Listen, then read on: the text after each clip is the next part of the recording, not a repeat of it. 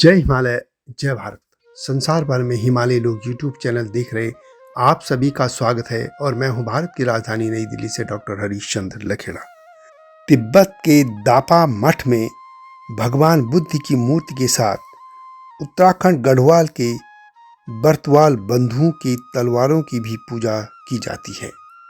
ये दोनों बर्तवाल बंधु गढ़ नरेश महिपति शाह के सैनिक थे, जिन्होंने महिपति शाह के सेनापति लोधी रिखोला के नेतृत्व में तिब्बत के साथ युद्ध किया था और अपना सर्वोच्च बलिदान दे दिया था।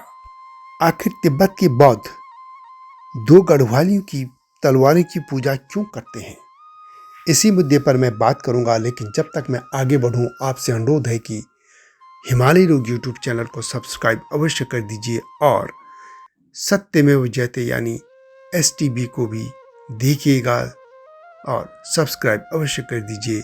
यह आपसे विनम्र अनुरोध है। यह जो भी मैं कथा सुनाने जा रहा हूं, उसका आधार उत्तराखंड के इंसाइक्लोपीडिया डॉक्टर शिव प्रसाद डबलाचारण की पुस्तक है और वो है उत्तराखंड का इतिहास, गढ़वाल का नवीन इतिहास 1000 से 1804 ईस्वी। इस पुस्तक में इस घटना का विस्तार से उल्लेख किया गया है। गढ़वाल क्षेत्र में तिब्बत के साथ यानी आज के चीन के साथ जो सीमा है, वह इसी युद्ध के बाद तय की गई थी। यानी भारत की जो आज की सीमा है, इसको तय करने में इन दो बर्तवाल बंधुओं ने अपना सर्वोच्च बलिदान दे दिया था। वे वीर गति को प्राप्त हो गए थे। लेकिन यह दुख की बात है कि न तो उत्तराखंड, न गढ़वाल, न भारत के इतिहास के पन्नों में इन लोगों की यानी लोधी रिखोला हो या माधव सिंह भंडारी, कोई अधिक नहीं जानता। और सबसे दुख की बात तो यह है कि इन जो दो बर्तवाल बंधु हैं, उनमें से एक का नाम भीम सिंह बर्तवाल तो मिलता है, लेकिन दूसरे बंधु का नाम आज कहीं भी नहीं मिल पाता। बात करते हैं इस दापा अभियान की। तब भारत में छोटे छोटे राज्य थे। उत्तराखंड में भी गढ़वाल और कुमाऊं दो राजवंश थे और नेपाल में तो दर्जन राज्य थे। इसी तरह हिमाचल में भी तिब्बत की तरफ से आए दिन हमले होते रहते थे। वहां से लुटेरे आते और गढ़वाल की सीमा में घुसकर गांव को लूटपाट करके चले जाते थे।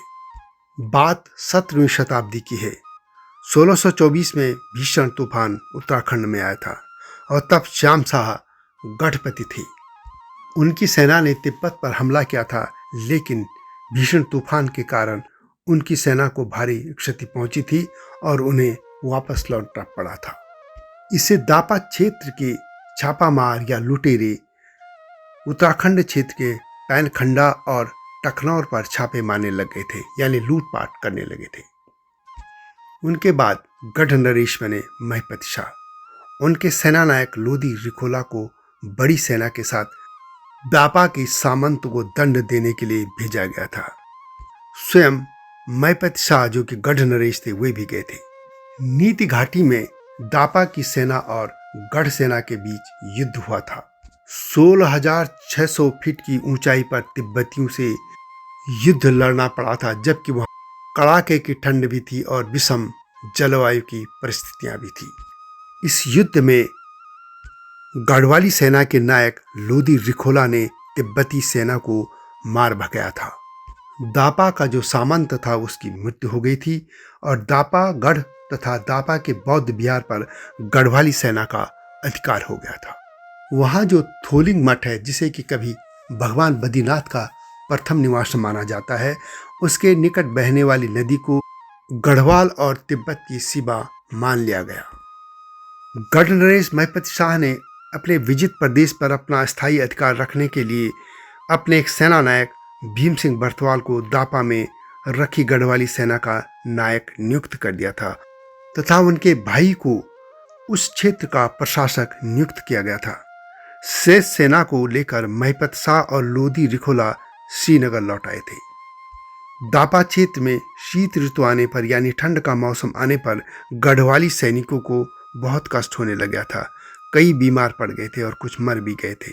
कहते हैं कि दापा के मृत गढ़पति के वंशजों की प्रार्थना पर ल्हासा के शासक लामा ने एक सेना गढ़वाली सेना से युद्ध करने के लिए भेजी थी, क्योंकि उन्हीं के कब्जे में दापा के सामंत का शब्द था। उसी क्षेत्र के एक जनरल शीतल सिंह ने भी गढ़वाली सेना पर आक्रमण कर दिया था और इस हमले से वहाँ जो बची खुची गढ़वाली सेना थी वह पूरी तरह नष्ट कर दी गई थी और इस तरह दोनों बर्तवाल बंधु भी युद्ध करते हुए वीरगति को प्राप्त हो गए थे। दोनों बंधुओं की तलवारों को दापा के बौद्ध विहार में विजयोपहार के रूप में रख दिया गया था, जो कि आज भी वहाँ रखी गई हैं। यह भी कहा जाता है कि उनके दोनों बंधुओं के कटे हुए सिर भी किसी बौद्ध मठ में रखे गए थे। संभवतः वे आज भी होंगे, क्योंकि तिब्बत में वीर पुरुषों के अवशेष, केश, नख, सिर, शरीर के अग्रभाग, वस्त्र, शस्त्र आदि को सुरक्षित रखने की व्यवस्था रही है, परंपरा रही है और उनकी तलवारों की पूजा की जाती रही है। और आज भी दापा मठ में भगवान बुद्ध की मूर्ति के साथ बर्तवाल बंधुओं की तलवारों की भी पूजा की जाती है। चूंकि महिपति शाह ने इसके बाद दापा पर फिर आक्रमण नहीं किया, संभवतः दापा के नए गढ़पति या सामंत और महिपति शाह के मध्य कोई संधि हो गई थी। इसके बाद महिपति शाह ने अपने सेनानायक माधो सिंह भंडारी को भेजकर गढ़ राज्य और दापा की मध्यवर्ती सीमा को निश्चित कर दिया था।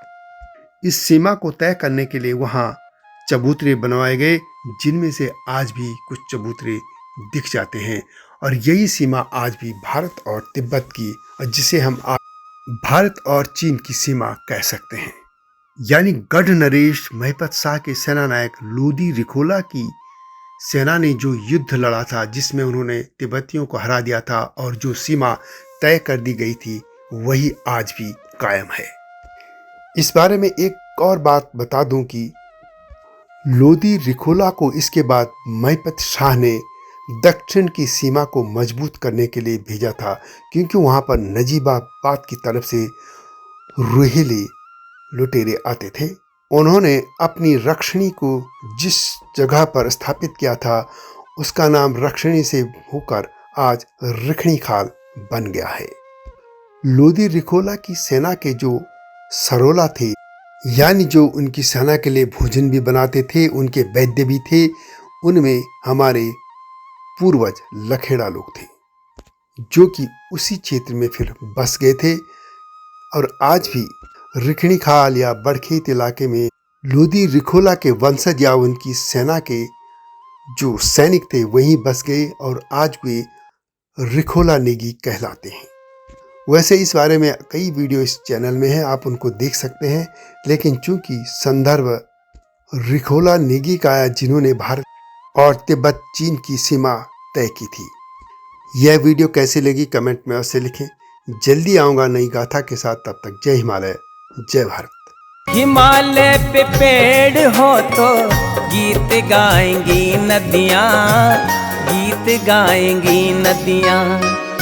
पेड़ों पे चिड़िया है तो गीत गाएंगी नदियाँ, पेड़ों पे चिड़िया है तो गीत गाएंगी नदियाँ। माँ की लोरी जैसे होते हैं नदियों के गीत।